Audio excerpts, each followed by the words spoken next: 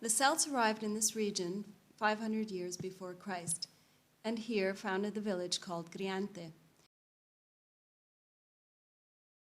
After the Celts came the Romans, who occupied the strategic territory linking surrounding plains to mountains and alpine passages. From here, the Romans had control over vessels sailing on the lake, transporting food and goods.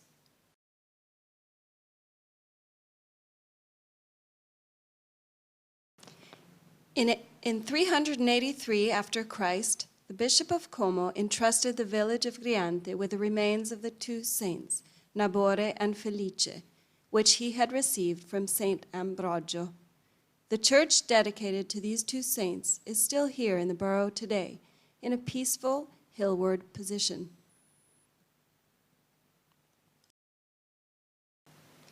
Our walk begins here, and in less than an hour, one reaches the sanctuary of Saint Martino's Madonna, having left from the village of Griante.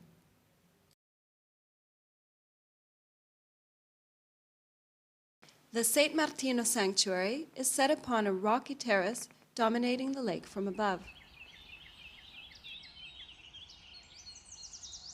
In order to reach it, one must take a route which winds its way up the hill, a small path dotted with chapels on the way of the Via Crucis.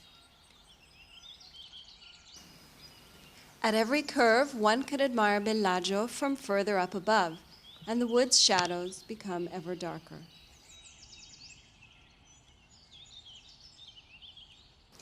When we exit the woods, there stands the sanctuary.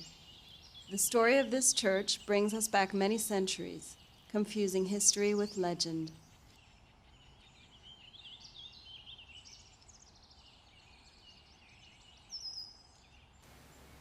The little church was already dedicated to Saint Martino from the year 1500.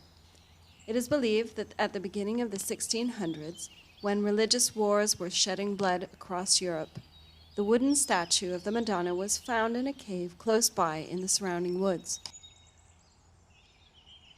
The inhabitants of Griante thus brought the statue to the nearby parish dedicated to Nabore and Felice. A few nights later, though, the statue apparently disappeared from the church and was found again right here on the edge of the rock of San Martino. For this reason, it was decided that the statue was to be forever left in the small church overlooking the lake.